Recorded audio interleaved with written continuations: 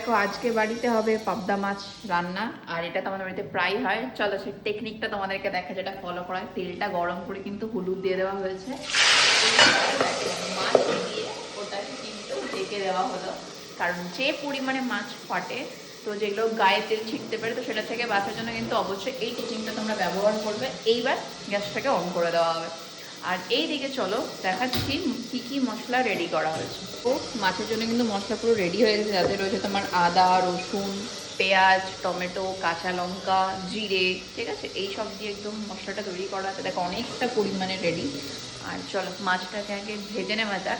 অল্প একটু পরিমাণে পাঁচফোড়ন, সাথে কিন্তু দেবো একটা শুকনো লঙ্কা আর একটা কাঁচা লঙ্কা। এরপর এটা কিন্তু একটু ভাজা হলেই তৈরি করে রাখা মশলাটা এর মধ্যে দিয়ে দেবো। এবার এটা দেওয়ার পরেই কিন্তু পরিমাণ মতো লবণ আর হলুদ দেবো, আর কিন্তু কোনো রকমের মশলা এর মধ্যে দেবো না আমি। এবার এটাকে ভালো করে কষিয়ে নিতে হবে। দেখো বেশ অনেকক্ষণ কিন্তু মশলাটা ভেজে নিয়েছে, দেখো সুন্দর তেল ছেড়েছে।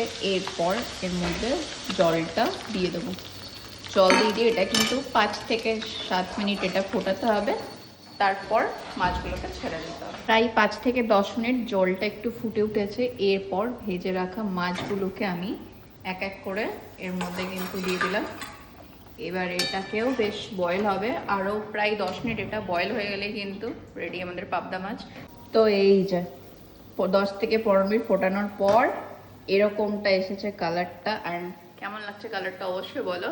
তো রান্না কিন্তু আমার ডান। আর আমার মতো কার কার এই পাবদা মাছ খেতে ভালো লাগে অবশ্যই কমেন্টে জানিও। Till the end, tata.